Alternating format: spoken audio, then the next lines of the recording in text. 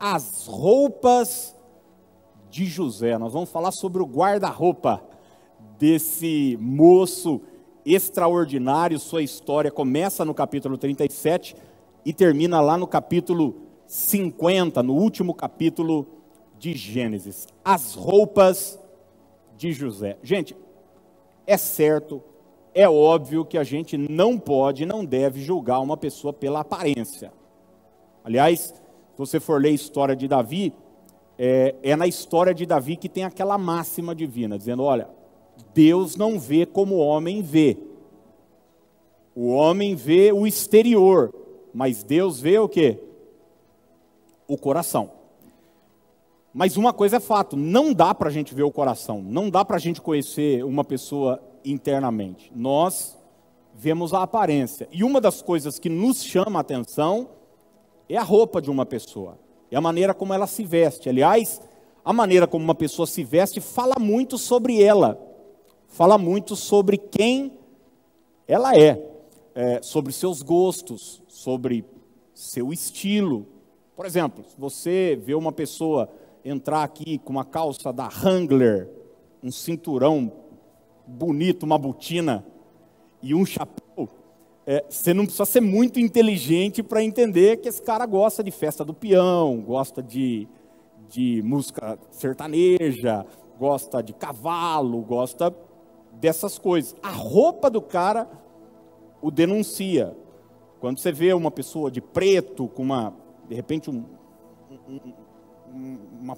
uma imagem ou uma palavra, um nome aqui, você fala, a pessoa deve gostar de rock and roll, né? Às vezes uma camiseta de banda. Você vai mostrar, vai falar do gosto musical dessa pessoa. O estilo dela é denunciado pela roupa que ela veste. A condição social de uma pessoa, muitas vezes a gente vê pela roupa de alguém. Você pode não conhecer a pessoa, mas você olha, é óbvio, deixando de lado as falsificações, que tem muito, mas você olha e fala, Uma vez eu vi um cara assim, um cara todo estiloso, eu olhei e falei, esse cinto aí custa R$2.500, eu sei quanto é que custa. Porque eu não sei você, mas eu não tenho dinheiro para comprar, mas eu encho o carrinho nos sites da internet, eu deixo tudo cheio lá. Mais alguém não? Para um dia eu voltar, eu fico pensando se fosse carrinho de supermercado mesmo, eu ia ir lá, encher e tal, deixar e sair. Eu faço isso com os sites, pelo menos a gente não passa vergonha. É só assim, então eu tenho um monte de carrinho cheio e um monte de site. Então eu sei o preço. Olhei e falei, esse cara aí não é criança não, esse cara aí não é menino. Eu gasto 100 conto num cinto. E já acho que tá bom demais, né? Tá bom demais, só para segurar a calça? Tá bom ou não? Esse cinto é caro. Uma roupa fala muito da condição social de uma pessoa, né? Eu até brinquei um dia aqui, que eu vi uma marca, né, chamada Christian Louboutin, é aquela que tem a sola do sapato vermelho. Falei, irmãos, no dia que vocês me virem ajoelhar nesse altar e virar, e a sola do sapato estiver vermelha, você pode glorificar a Deus. Falou, Deus prosperou a vida do meu pastor, o cara não está fraco não. Ou então eu pintei a sola para te enganar, mas o que é mais provável acontecer, que gastar 3 pau num sapato, mas tudo bem, isso é outra coisa. Mas a roupa fala da condição social. Eu tenho um ano, eu estive num shopping em São Paulo.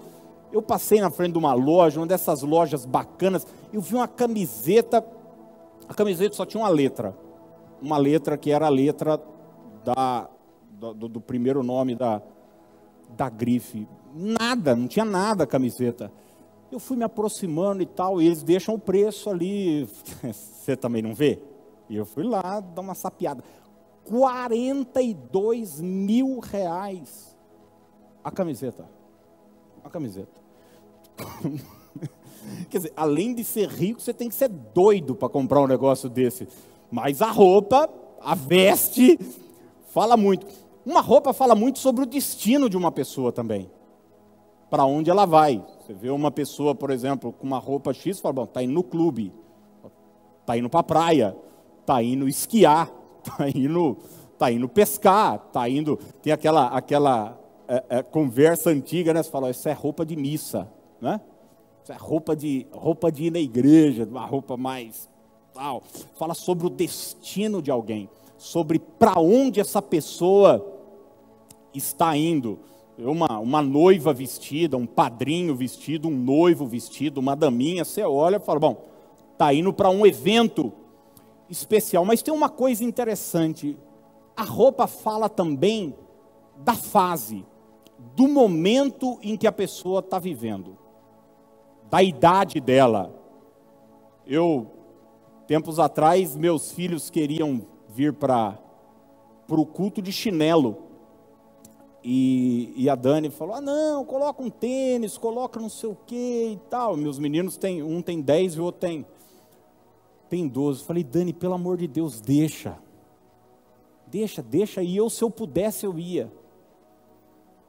Criança tem algumas licenças, para se vestir. Eu não vou aparecer aqui vestido como um adolescente, e nem como um senhor de 80 anos, mas como um senhor de 38.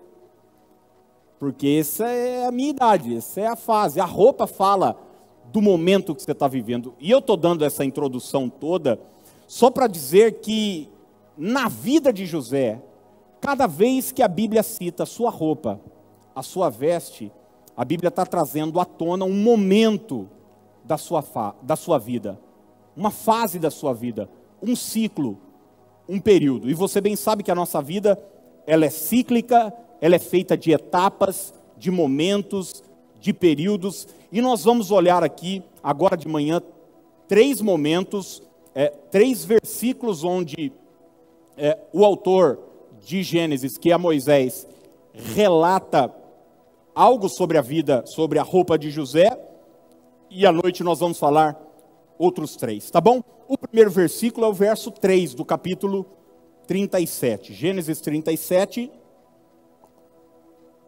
verso 3, eu vou ler na Nova Versão Internacional, esse versículo que diz assim, ora Israel, que é Jacó, tá bom? Israel gostava mais de José do que de qualquer outro filho, porque ele havia nascido em sua velhice, por isso mandou fazer para ele uma túnica longa.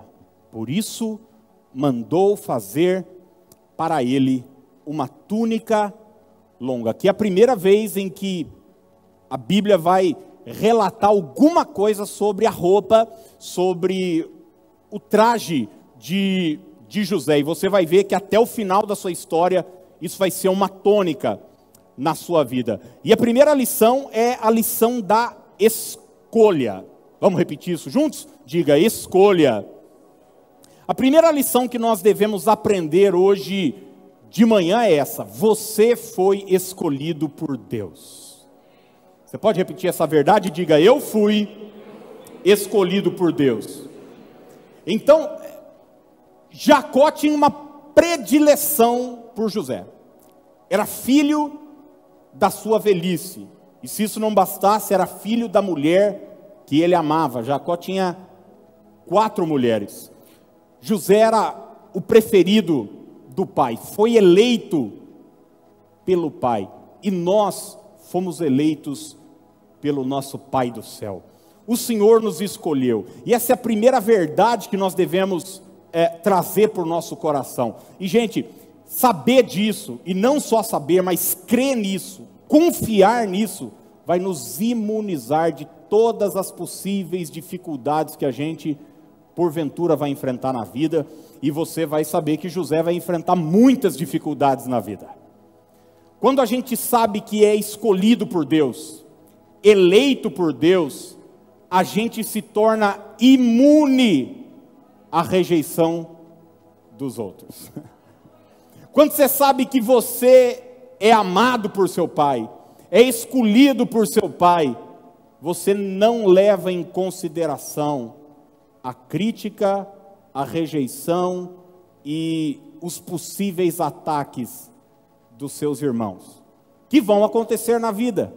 É natural, todos nós passaremos por lutas relacionais, por dificuldades. Quem foi escolhido pelo Pai tem essa força para enfrentar as dificuldades da vida. Jesus disse o seguinte em João capítulo 15, verso 16: vocês não me escolheram, mas eu os escolhi. Eu os escolhi. Sabe por que você está aqui? Não foi porque alguém te convidou. Sabe por que eu estou aqui 30 anos depois da primeira vez que eu estive? Não foi porque eu estava procurando uma filosofia de vida que me pudesse. Não, eu não estou aqui por causa disso, eu estou aqui porque Deus me escolheu. Você está aqui porque o Senhor te escolheu. Você é menina dos olhos de Deus. A nossa jornada começa aqui. E uma coisa que é importante a gente saber, gente, é que essa eleição, essa predileção do Pai, não tem a ver com o nosso desempenho, não tem a ver com aquilo que a gente faz, porque talvez você esteja me ouvindo e pensando: pastor, você está falando isso porque você não sabe dos meus erros, você não sabe do meu passado, você não sabe dos meus vícios secretos, você não sabe do que eu fiz, do que eu deixei de fazer, você não sabe da história da minha vida. Mas a eleição de Deus não tem a ver com o seu desempenho, tem a ver com a escolha dele. Olha só o que Jeremias capítulo 1, verso 4 e 5 nos diz: a palavra do Senhor veio a mim dizendo. Deus está chamando Jeremias para o trabalho profético. Ele diz para Jeremias: antes de formá-lo no ventre, eu o escolhi. Antes de você nascer, eu o separei e o designei profeta às nações. Ele não tinha feito nada, ele era só um feto, ele era só um neném em desenvolvimento na barriga da sua mãe, mas Deus já havia o escolhido. Como eu disse, não tem a ver com desempenho, tem a ver com a soberania de Deus. Você foi escolhido, você foi eleito pelo Senhor. O Pai aprovou Jesus antes de Jesus começar o ministério, gente. Eu não sei se você se lembra, Jesus está saindo das águas do Jordão, João Batista está do lado, uma pomba descendo do céu, representando o Espírito Santo, e uma voz do alto vem. Você se lembra o que essa voz disse, não? Este é o meu filho amado, em quem eu me comprazo. E se meu filho me dá prazer, esse meu filho me dá alegria. Quantos milagres Jesus tinha feito até aqui? Nenhum. Quantas pregações maravilhosas? Nada. Quantos leprosos curados? Nada. Mas o Pai já se agradava do Filho. Porque o relacionamento de pai e filho não estava firmado no desempenho do filho, mas estava firmado na soberania e no amor do Pai. O Senhor te ama. Eu disse esses dias para os meus filhos, falei: vocês podem não entender agora o que eu estou falando para vocês, e é provável que eles não tenham entendido, mas eu falei e vou falar quantas outras vezes for necessário, porque eu já vi muita gente falando assim: um dia eu vou dar orgulho para o meu pai, um dia eu vou dar orgulho para minha mãe, um dia meu pai vai ter orgulho de mim, um dia minha mãe vai ter orgulho de mim. E quando a pessoa pensa assim, ela só faz caca. Já viu isso acontecer, não? Essa busca constante por aprovação do pai, por aprovação da mãe, é uma bobagem. Eu disse para os meus filhos o seguinte: eu amo vocês independente de qualquer coisa, que vocês irão fazer as escolhas corretas e tal, é tudo que eu desejo, é tudo que eu oro, mas errando ou acertando, vocês são meus filhos, e nada muda isso, nada muda isso. É interessante que quando o filho pródigo volta para a casa do pai, você se lembra do texto, não? Ele estava querendo comer as alfarrobas que os porcos comiam, e ninguém lhes dava nada. Ele falou: espera um pouco, os trabalhadores na casa do meu pai, os empregados lá na casa do meu pai, tem pão com fartura. Eu vou voltar para lá e vou falar: pai, me aceite como um dos teus trabalhadores. Quer dizer, a meta e o projeto dele era ser um empregado, era ser um trabalhador. Mas olha o que Lucas capítulo 15, verso 22 diz: o pai, porém, disse aos seus servos, quando o menino chega arrependido: trazei depressa, o que, gente? A melhor roupa. Isso vai falar da escolha do pai para com aquele filho. Trazei depressa a melhor roupa, vestiu, ponde-lhe um anel no dedo e sandália nos pés. Por favor, coloque isso na sua mente, não deixe o diabo te enganar nem mais um instante da sua vida. Você foi escolhido por Deus. Você foi escolhido por Deus. A segunda vez que a roupa de José aparece na Escritura, se você estiver em Gênesis 37, é só avançar um pouco até o verso 23 agora. Gênesis 37, 23 e 24. Diz assim: Jacó deu uma roupa toda bonitona para José. E o texto fala assim: mas logo que chegou José a seus irmãos, o que é que eles fizeram? Despiram-no da túnica. Deixa eu abrir um parênteses aqui só para você entender. Se não bastasse a predileção do pai para com José, José começou a ter alguns sonhos grandiosos de que os irmãos, o pai e a mãe, iriam se curvar um dia diante dele, que Deus o iria colocar num lugar alto, e seus irmãos o odiavam cada dia mais.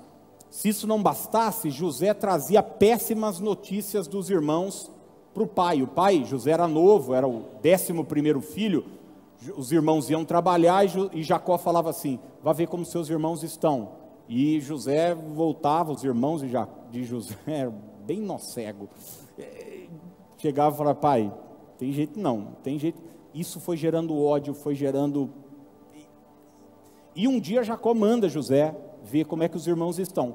E quando José está chegando, a atitude dos irmãos é o quê?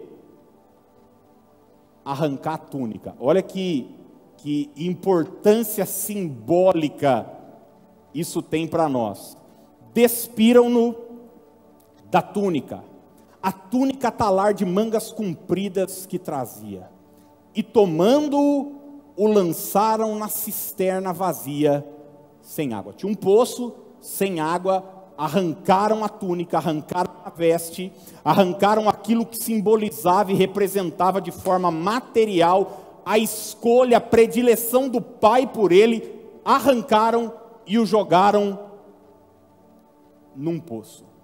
A segunda lição e a segunda verdade que eu quero deixar para você aqui, se a primeira é escolha, a segunda é a inveja. Vamos falar isso juntos? Diga: inveja. Aprenda uma coisa: a escolha de Deus, a predileção de Deus tem seus efeitos colaterais. Eu vi uma reportagem de um médico há muitos anos, dizendo: todo remédio que não faz mal, não faz bem. Entendeu ou não?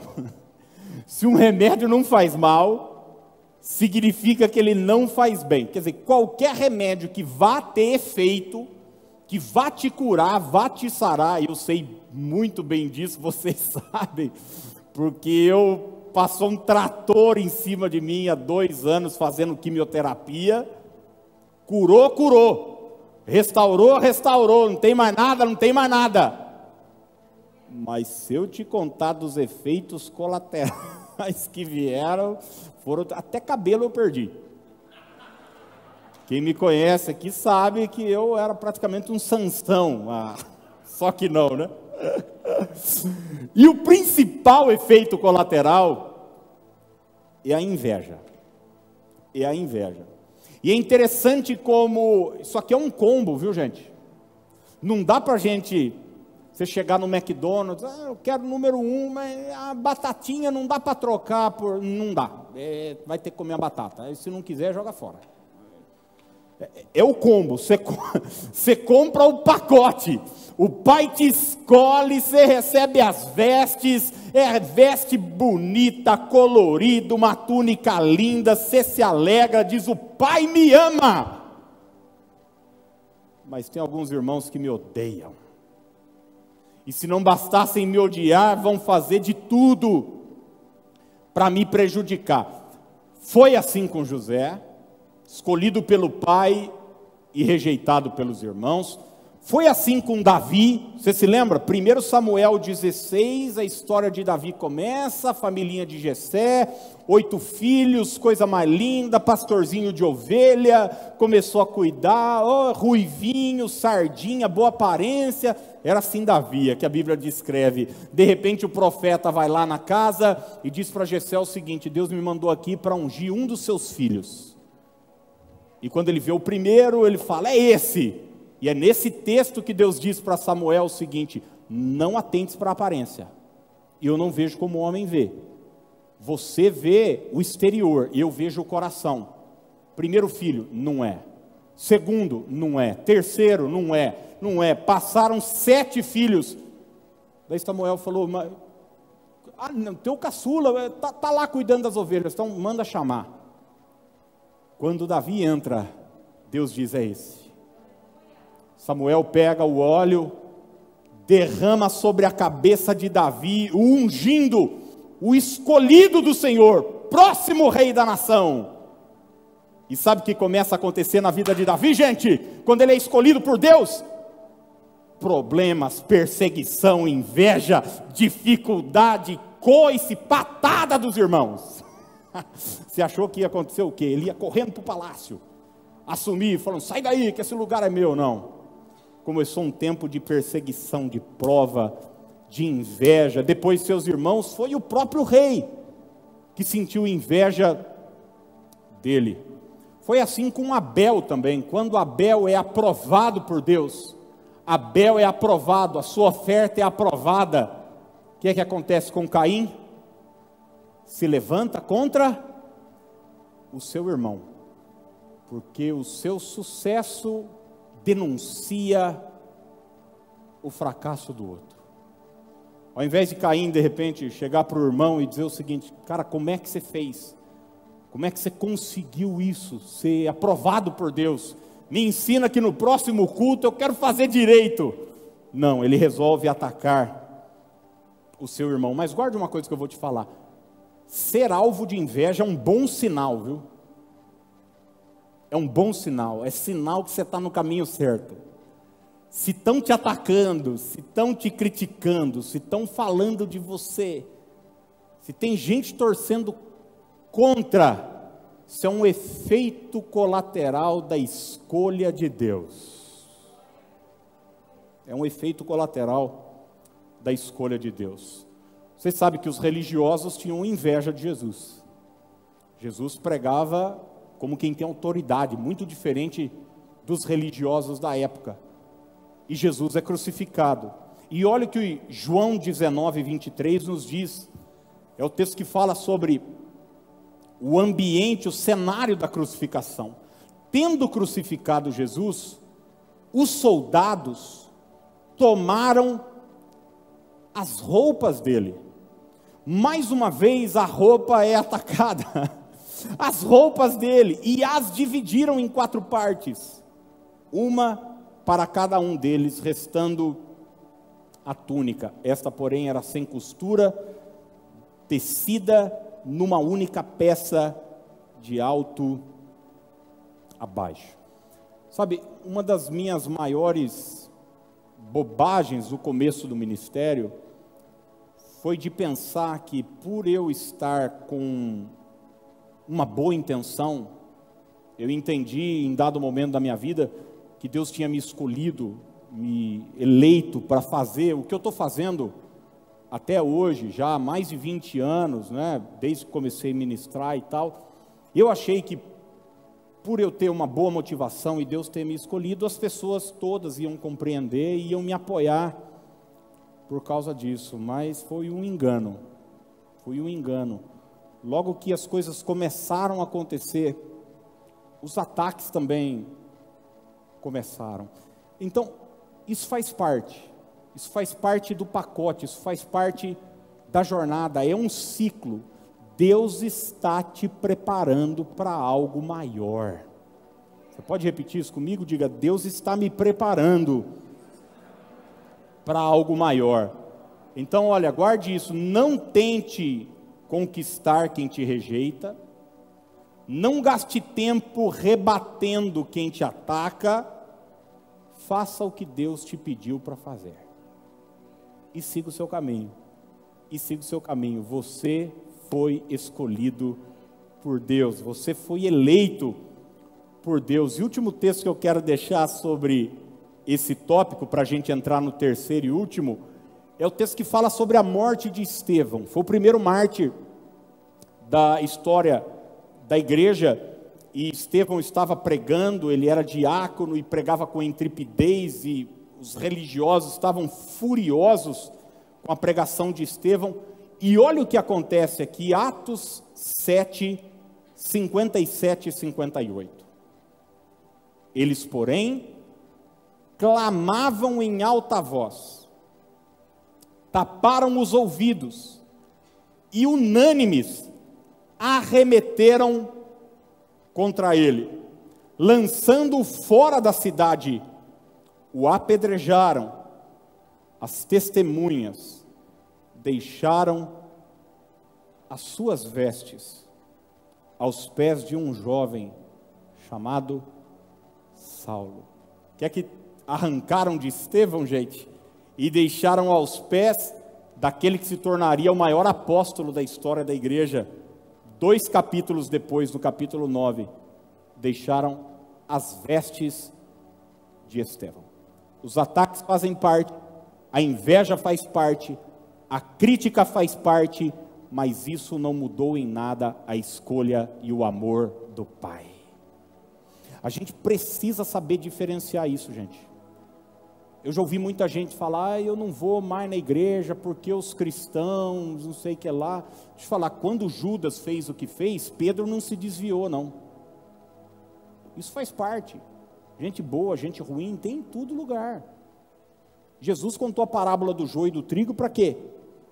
Para a gente saber que no meio, inclusive, do povo de Deus, teriam pessoas, infelizmente, que não estavam com o coração sincero, servindo a Deus. Quem é que pode fazer essa separação? Eu, você, não. Só Deus. O joio cresce junto com o trigo, são muito parecidos. Então, vai haver ataque, vai haver perseguição, inclusive interna, vai haver crítica. É o ideal? Não era para ser o ideal, mas faz parte da vida. Isso não mudou a escolha do Pai. Nada mudou a escolha do Pai. E deixa eu dizer uma coisa para você: o seu negócio não é com ninguém, o seu negócio é com o Pai. Quem te chamou foi o Pai. Quem te escolheu foi o Pai. Quem tem projetos para você é o Pai. Então siga o seu caminho confiando no Pai. Terceiro e último momento aqui, né? Como eu disse, à noite a gente vai falar mais 3. Está em Gênesis 39. José é atacado por seus irmãos que arrancam a sua... Jacó escolhe o filho predileto e lhe dá a túnica. Segundo momento, José é atacado por seus irmãos que arrancam dele essa mesma túnica e o vendem como escravo. A caravana que está passando leva José para o Egito, e ele começa a trabalhar na casa de um homem chamado Potifar. Ele é um militar, ele é um general, ele é um comandante, ele é o responsável pela guarda de Faraó, é o ministro da guerra do Egito, a maior potência da época. Acontece o seguinte: José é um moço, um menino, bonito, de aparência e de porte, é o que a Bíblia vai dizer. Ele começa a trabalhar na casa desse cara. E esse cara, militar e tal, fazia suas viagens, suas coisas, e deixava a mulher em casa. E a mulher do cara começou a ver o nosso amigo Zezinho, para lá, para cá, e gostou do que viu. Gostou do que viu. E todo dia chamava José para ir para a cama. Deita-te comigo, deita-te comigo. Todo dia seduzindo José. Seduzindo José. Imagina José longe da família, com toda aquela carga de injustiça, longe do pai, longe dos irmãos, longe da sua terra, longe da sua fala, longe de tudo. Um dia, olha o que acontece. Gênesis 39, 12. Então, ela o pegou. Por onde, gente? Pelas vestes. E lhe disse: deita-te comigo. Ele, porém, deixando as vestes nas mãos dela, saiu fugindo para fora. Ele, porém, deixando as vestes na mão dela, saiu fugindo para fora. Primeiro ele recebe uma roupa, depois arrancam essa roupa dele, seus irmãos, e agora quando o agarram é ele quem deixa a roupa nas mãos dessa mulher.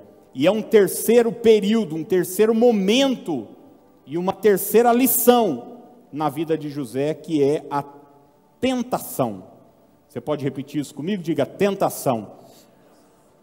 Guarde o que eu vou te dizer. Quando o diabo não conseguir te destruir por inveja, por crítica, por ataque, ele vai aumentar a artilharia contra você. Ele vai tentar pegar mais pesado contra você. E sabe o que ele vai te fazer? Vai te sugerir coisas. Porque, não se engane, nossos maiores embates, nossas maiores batalhas não são externas. Nossas maiores lutas são internas. E Tiago vai dizer isso, que ninguém é tentado a não ser pela sua própria concupiscência, seu desejo. Alguém disse, porque você vai ler o texto de Gênesis, você vai descobrir que essa mulher dava em cima de José todo dia. E nenhum dia José fugiu dela assim, do jeito que ele fugiu aqui. Mas alguém disse o seguinte, que nesse dia, não é que José fugiu da mulher, José fugiu dele mesmo. Os ataques mais perigosos são esses. São aqueles ataques que mexem com os nossos desejos. A sexualidade de José. Gente, José era um jovem. A gente tem uma ideia infantil de ler a Bíblia e achar que esses homens aqui, essas mulheres, era tudo assim, não tinha hormônio, sabe?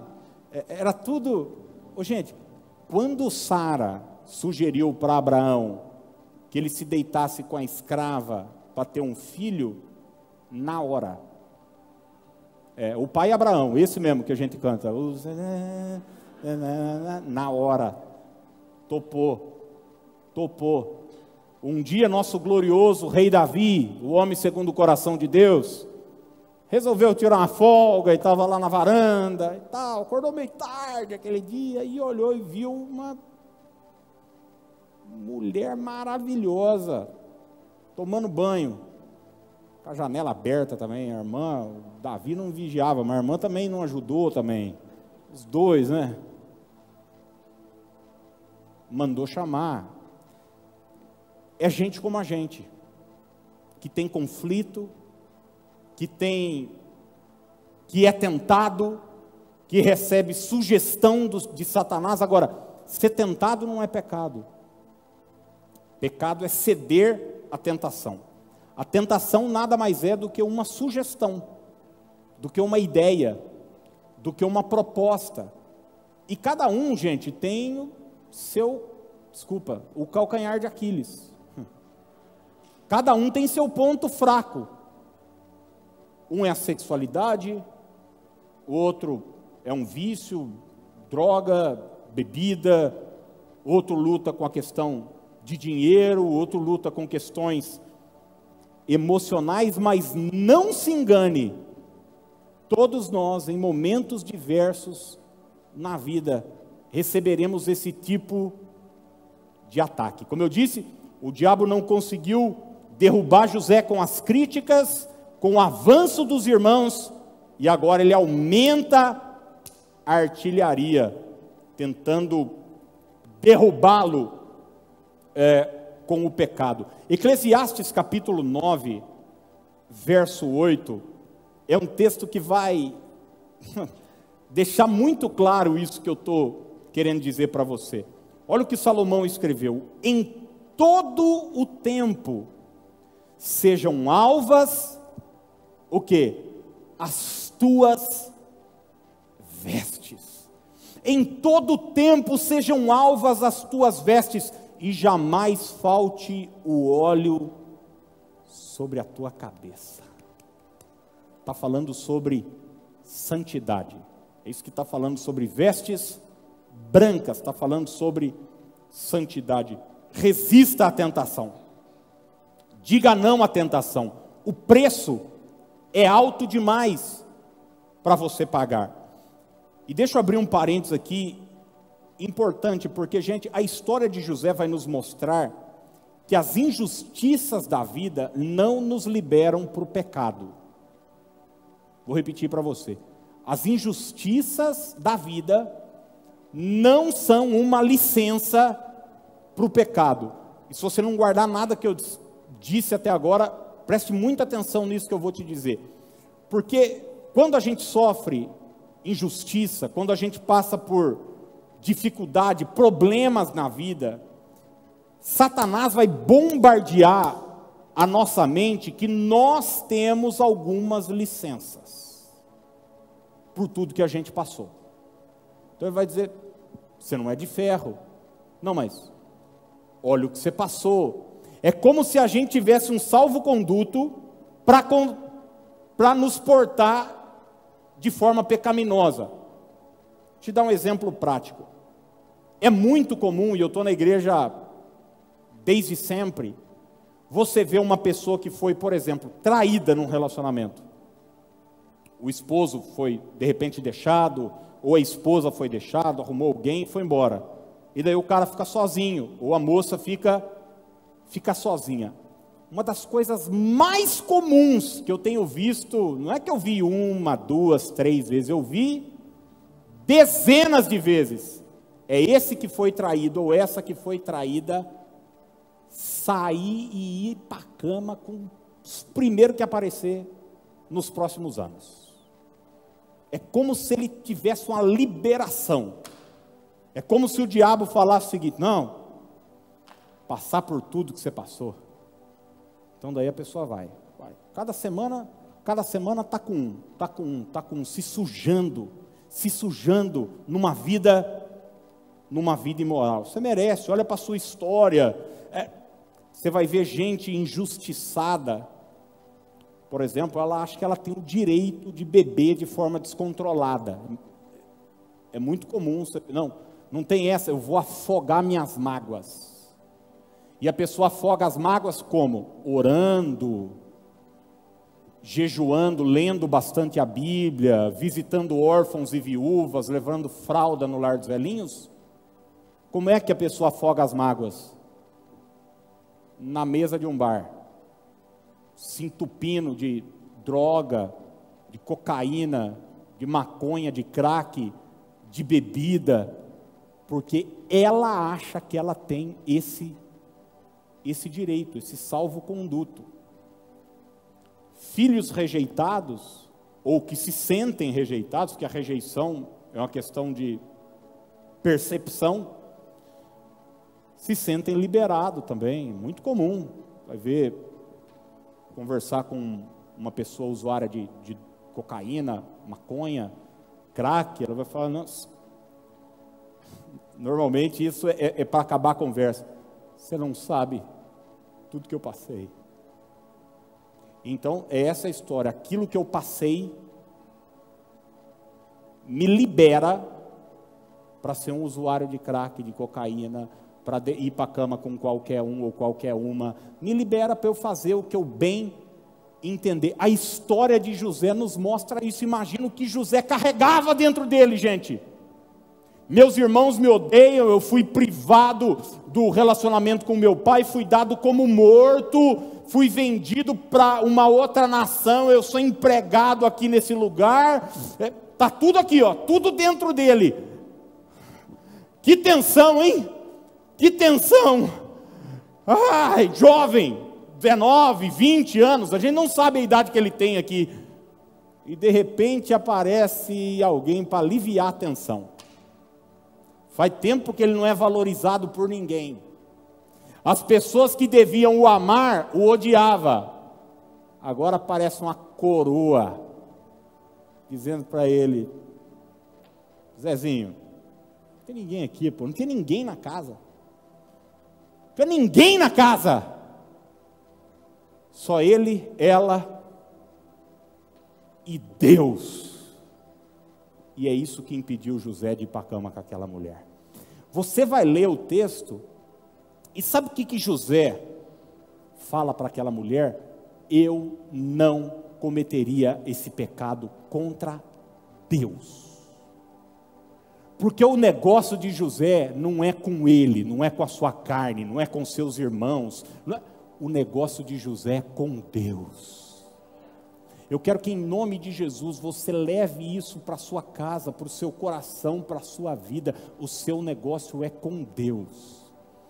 Quando você peca, quando eu peco, nós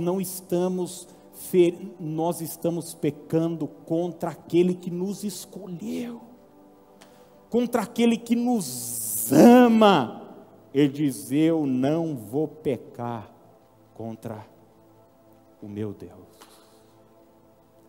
E é esse mesmo Deus que olhou e viu seu filho resistir, é o mesmo Deus que lá na frente vai o honrar. Deus vai te honrar, não só por aquilo que você faz, mas por muitas coisas que você deixou de fazer. O diabo sempre vai querer mostrar um caminho alternativo, uma rota mais prazerosa, mas uma hora a conta vem. Vem ou não vem? É gostoso comprar, não é gostoso, gente? É gostoso ou não? Pegar uma sacola? Hã? Não dá uma... A turma fala muito hoje de empoderamento. Não tem empoderamento maior do que esse. Você sai assim com o peito estufado. Qual que o senhor vai levar? Todas. Que sapato que a senhora quer? Esses 5 aqui. E as 2 bolsas também. Olha, não vi nenhuma irmã glorificar aí. Era para você estar sapateando, se eu conheço bem as senhoras. Aí sai com a sacola. Mas a fatura chega. Ou não chega? Ou o dono da loja fala, gostei daquela moça. Gostei. Apocalipse 3, e eu encerro com esse texto, 17 e 18. Jesus está falando com a igreja de Laodiceia.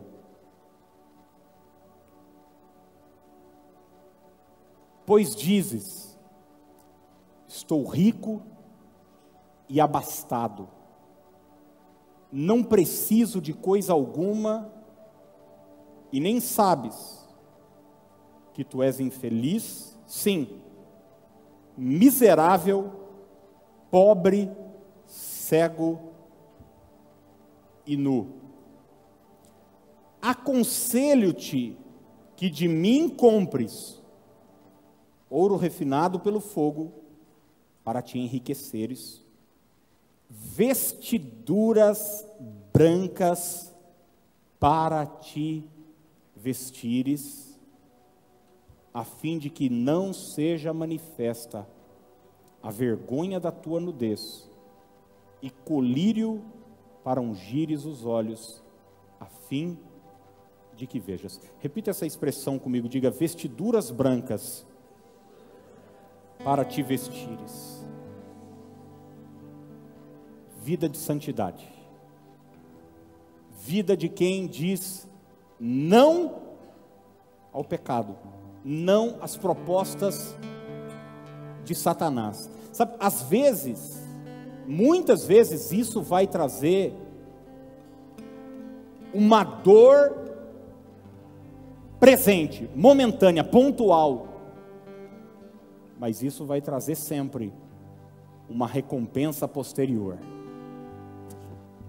Eu gosto de dizer sempre, a gente vai ter dor na vida, gente. Nós precisamos só decidir se nós vamos ter ela agora ou depois. Então olha só, se você tiver a dor de dizer não à tentação agora, porque infelizmente está filmando, né? Mas fica entre nós aí, você que está assistindo também, e entre nós que estamos aqui. O pecado é gostoso ou não? Hã? Ninguém acha, né? Só eu. Vocês são tudo santo, né?